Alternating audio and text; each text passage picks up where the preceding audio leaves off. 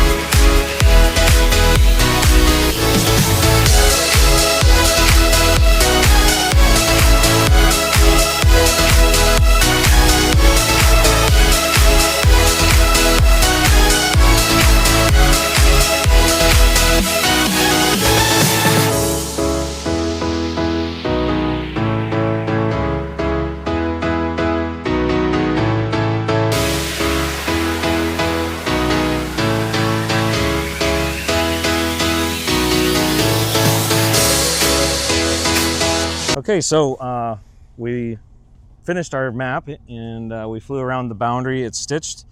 As you can see on here, it already brought that in around the edge of the field, and we can see what that looks like, and we can kind of zoom in, and now you can see, you know, your boundaries, your power lines, and things that we want to do when we're like mapping that out. So it'll make it a lot easier to generate our map, and we can go ahead and get flying. Cool.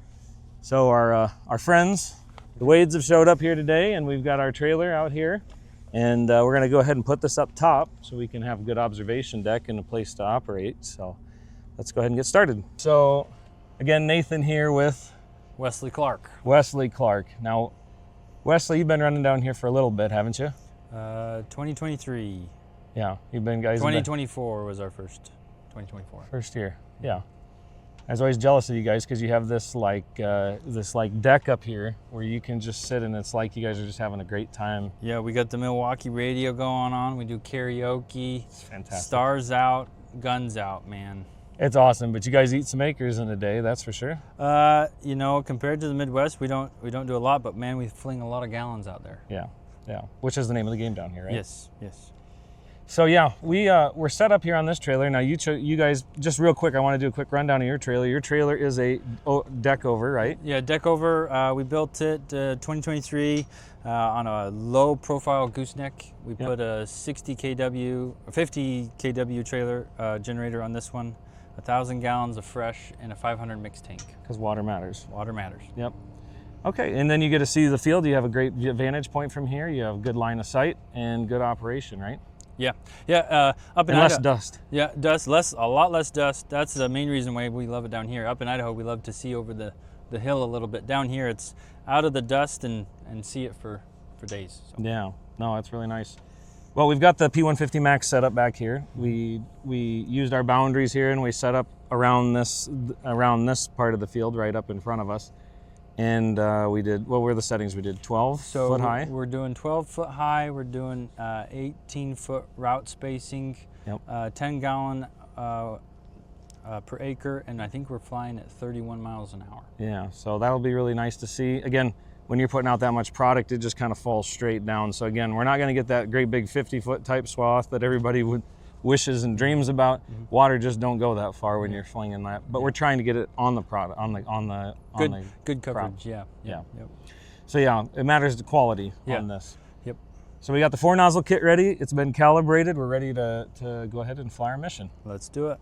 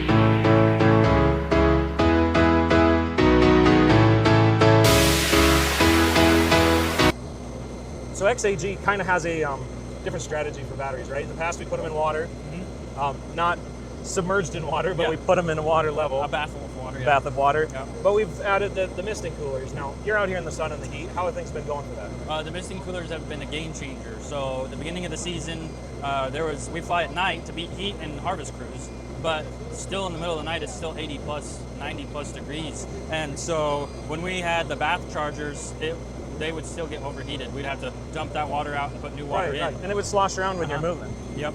And then on these mist coolers has made a huge difference. We just top off the tanks of water, and as it recognizes that it's too hot, it just releases that mist onto the battery, and we haven't had a single overheat issue since we went to them. So you're able to run these chargers in the sun in the Phoenix heat here? Yes.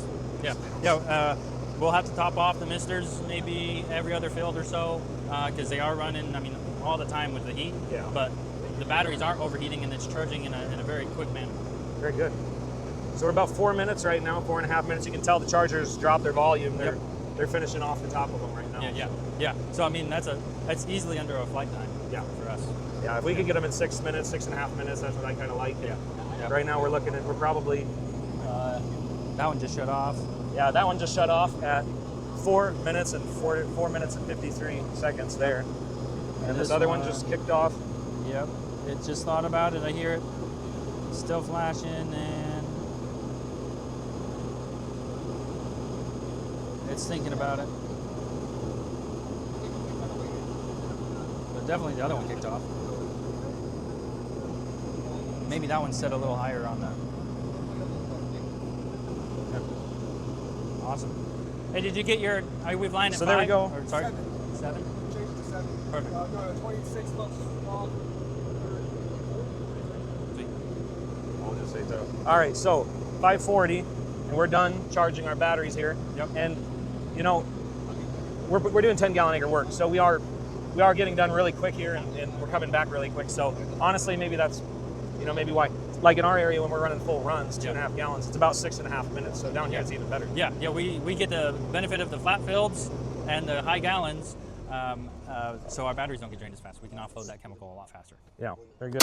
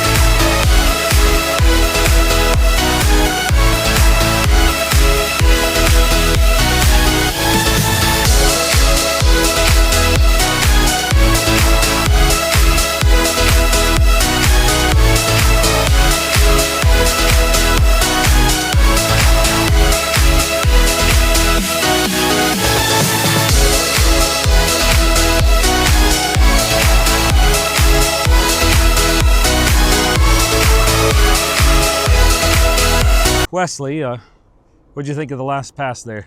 Amazing. I loved, man, if I could knock all my acres out that fast, that would be a fast night. Yeah, well, it wouldn't be too bad. So, so we walked up, we started with how many gallons per acre? We did 10 gallons per acre. We did 10 on the first pass. Yep. We did 7 on the second pass. Yep. And then we did 5 gallons on that last pass at 45 miles an hour. 5, yeah, 5. Sounds just like that jet right there going by, don't it? No. Uh-huh. For spraying guys, it feels like that at least. Yep. Yeah. But no, I mean, we had in the spray pattern looked really good. So 5 gallons at 45. We did 7 gallons at 30. Payson was at 31, 33. 33. Okay, so we ran 33 miles an hour, and then we also ran that first one 10 gallons at 30. At 30 miles an hour. All right. So we were able to put that down, and of course, in this nice flat ground, this thing can open up. It can really spray. But if we wanted to slow down and hammer it into the canopy, we could do that, of course. Oh yeah. And that's the beauty of that 4 nozzle kit, is it can really deliver those gallons out there and really pump that liquid out there. So Yeah. So honestly, really, thank you for sharing your operation here for the day. Yeah. Thank you for showing an amazing drone. I mean, it is. I've always enjoyed the XAGs, and the 150s have been awesome. And this is, when I first saw the stats, I was like, oh, it's not that much bigger or badder, but it is leaps and bounds ahead of what I was maybe benchmarking it in my head. And even from the 150 to this, you see little things, like how it turns and comes home, and you don't even realize that it's coming through. Yep. And then we come back and we see.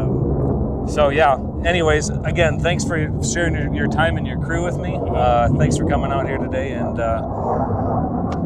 making room for the P150 MAX. Yes, thank you.